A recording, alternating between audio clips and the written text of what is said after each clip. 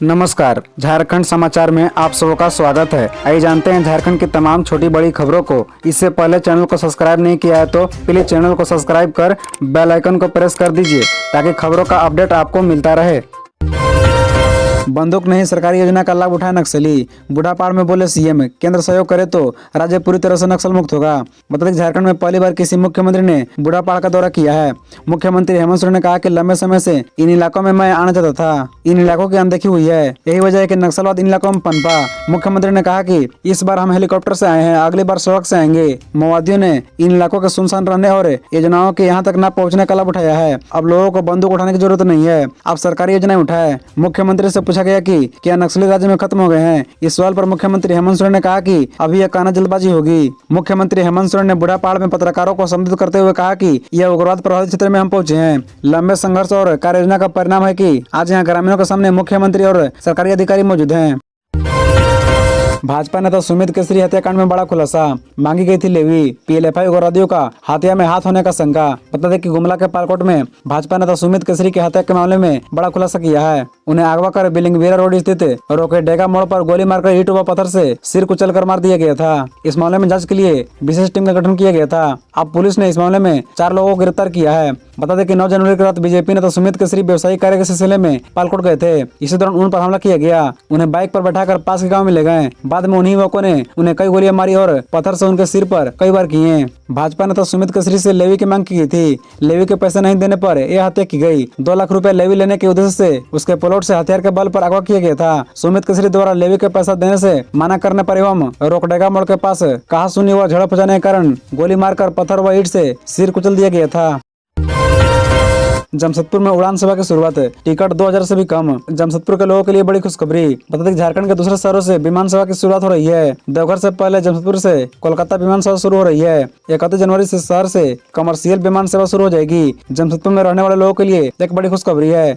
इस शहर में रहने वाले लोग आसानी से हवाई यात्रा कर सकेंगे। सोनारी एयरपोर्ट से विमान सेवा का director general of civil aviation की अनुमति मिल गई है। इंडिया वन एयर ने अपनी वेबसाइट पर इसकी पुष्टि की है और टिकट की बुकिंग भी शुरू कर दी है। विमान 9 सीटर होगा। सेवा का उद्घाटन भुवनेश्वर से किया जाना है। भुवनेश्वर हवाई अड्डा से सुबह 9 बजे विमान उड़ान भरेगा। सुबह 10:30 बजे सोनारी एयरपोर्ट पर लैंड कर जाएगा। सोनारी एयरपोर्ट से कोलकाता के लिए विमान 11:30 बजे उड़ान भरेगा और दोपहर 12:30 बजे कोलकाता पहुंचेगा। वापसी में विमान कोलकाता से दोपहर 1:25 पर उड़ान भरेगा और दोपहर 4:30 बजे सोनारी एयरपोर्ट पहुंचेगा। अगर आप भी यात्रा करना चाहते हैं तो किफायती दर पर इस यात्रा में शामिल हो सकते हैं। 1999 रुपए में 31 जनवरी से कोलकाता के लिए उड़ान भर सकते हैं। आज से डाउनलोड कर सकेंगे 10वीं का एडमिट कार्ड। 12वीं का 30 जनवरी से। झारखंड एकेडमिक काउंसिल द्वारा आयोजित की जाने वाली 10वीं बोर्ड परीक्षा का एडमिट कार्ड आज यानी 28 जनवरी से डाउनलोड किया जा सकेगा। 10वीं बोर्ड की परीक्षा में शामिल होने वाले विद्यार्थी आधिकारिक वेबसाइट www.jac.gov.in से एडमिट कार्ड डाउनलोड कर सकते हैं। वहीं 12वीं की परीक्षा देने वाले परीक्षार्थी 30 जनवरी से एडमिट कार्ड डाउनलोड कर सकते हैं। गौरतलब है कि जैक बोर्ड द्वारा 10वीं व 12वीं की परीक्षा की तारीखों का ऐलान पहले ही किया जा चुका है। मैट्रिक और इंटर की परीक्षा 14 मार्च से शुरू होगी। मैट्रिक की परीक्षा 3 अप्रैल को खत्म हो जाएगी। वहीं इंटर बोर्ड की परीक्षा 5 अप्रैल को खत्म होगी। हालांकि इंटर साइंस की परीक्षा 29 मार्च को ही खत्म हो जाएगी। परीक्षा 2 पालियों में आयोजित की जाएगी। पहली पाली में 10वीं की परीक्षा होगी व दूसरी पाली में 12वीं की परीक्षा होगी। गौरतलब है कि परीक्षा 40-40 अंकों में बांट कर ली जाएगी। प्रत्येक विषय में एक हिस्सा ओएमआर शीट पर होगा, वहीं दूसरी उत्तर पुस्तिका पर। रांची पुलिस को बड़ी सफलता, पीएलएफआई का रीजनल कमांडर तिलकेश्वर गोप समेत 2 गिरफ्तार। बता दें कि रांची पुलिस को बड़ी सफलता मिली है। दरअसल पीएलएफआई का रीजनल कमांडर तिलकेश्वर गोप समेत 2 उग्रवादियों को गिरफ्तार कर लिया गया है। जानकारी के अनुसार एसएसपी किशोर कौशल को गुप्त सूचना मिली कि हथियारबंद उग्रवादी रांची के अनगढ़ा क्षेत्र में भ्रमणशील हैं और किसी बड़ी घटना को अंजाम देने के फिराक में हैं। जिसके बाद ग्रामीण एसपी के निर्देश पर एक छापेमारी दल का गठन किया गया, जिसका नेतृत्व सिली विधायक उपाधीक्षक कर रहे थे। जिसके बाद पुलिस ने जिंद गाँव के समीपवर्ती जंगल के संभावित ठिकानों की घेराबंदी कर छापेमारी करना शुरू कर दिया। इसी क्रम में तिलकेश्वर गोप और सूरज गोप को गिरफ्तार कर लिया गया। उनके पास 1 राइफल, 330 देसी बोर की देसी बंदूक, 10 गोली समेत पीएलएफआई का पर्चा समेत कई सामान बरामद हुआ है। फिलहाल पुलिस उन लोगों से पूछताछ कर रही है। तिलकेश्वर का रांची खूंटी समेत आसपास के इलाकों में आतंक था। उनकी गिरफ्तारी संगठन के लिए बड़ा झटका माना जा रहा है। झारखंड के 2600 स्कूलों में बनकर तैयार होगा किचन सेट।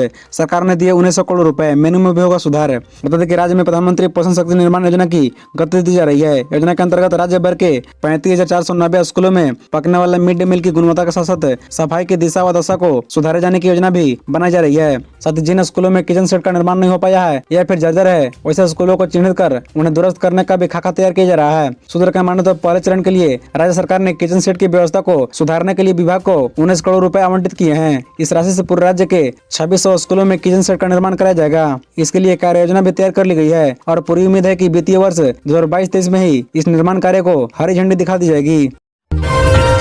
बिरसा कृषि विश्वविद्यालय रांची वेटनरी कॉलेज के 12 स्टूडेंट को गोल्ड मेडल। नए वेटनरी ग्रेजुएट्स ने ली शपथ।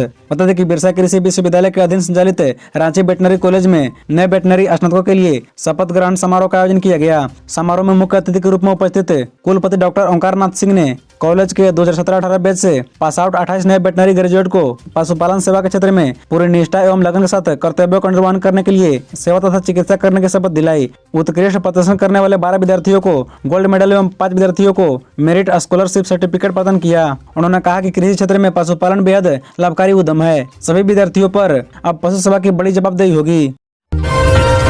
परीक्षा पे चर्चा में शामिल हुए झारखंड के बच्चे। पीएम मोदी ने छात्रों को तनाव मुक्त रहने का दिया मंत्र। बता दें कि 10वीं 12वीं की बोर्ड की परीक्षा नजदीक है। इसी को देखते हुए प्रधानमंत्री नरेंद्र मोदी ने शुक्रवार को स्कूली बच्चों के साथ ऑनलाइन मुखातिब हुए। इस दौरान मोदी ने देश भर के बच्चों के सवालों का जवाब दिया। इस मौके पर झारखंड के स्कूली बच्चों समेत राज्यपाल रमेश बैस और रांची के सांसद संजय सेठ भी पीएम मोदी की बातों को ऑनलाइन सुना। पीएम मोदी के स्कूली बच्चों के साथ संवाद को लोहरदगा के एकलव्य बालिका मॉडल विद्यालय की छात्राओं ने भी ऑनलाइन देखा। इस मौके पर स्कूल के टीचर भी साथ थे। पीएम मोदी की बातों को लेकर छात्राएं काफी रिलैक्स दिखी। कहा कि पीएम मोदी की बातें उन्हें प्रेरणादायक लगी। परीक्षा पे चर्चा को धनबाद के डीएवी स्कूल कोलानगर के छात्रों और शिक्षकों ने भी विद्यालय परिसर से ऑनलाइन देखा। पीएम मोदी की बातों से छात्र काफी प्रभावित हुए। वहीं 10वीं और 12वीं की परीक्षा में शामिल विद्यार्थी भी प्रोत्साहित हुए।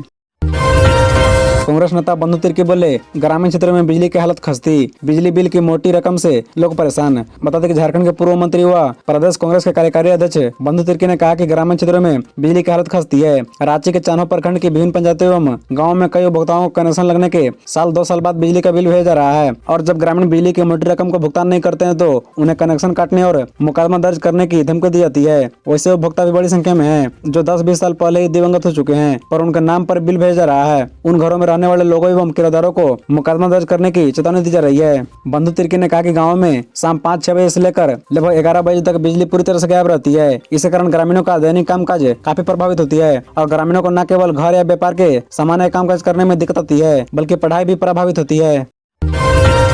झारखंड के 38 नक्सलियों पर 3.9 करोड़ रुपए इनाम। झारखंड पुलिस नक्सलियों को सफाई के अभियान में लगी हुई है। राज्य सरकार के साथ साथ केंद्र ने भी दावा किया है कि लातेहार से गढ़वा और छत्तीसगढ़ तक फैले बूढ़ापाड़ को नक्सलियों से मुक्त करवा लिया गया।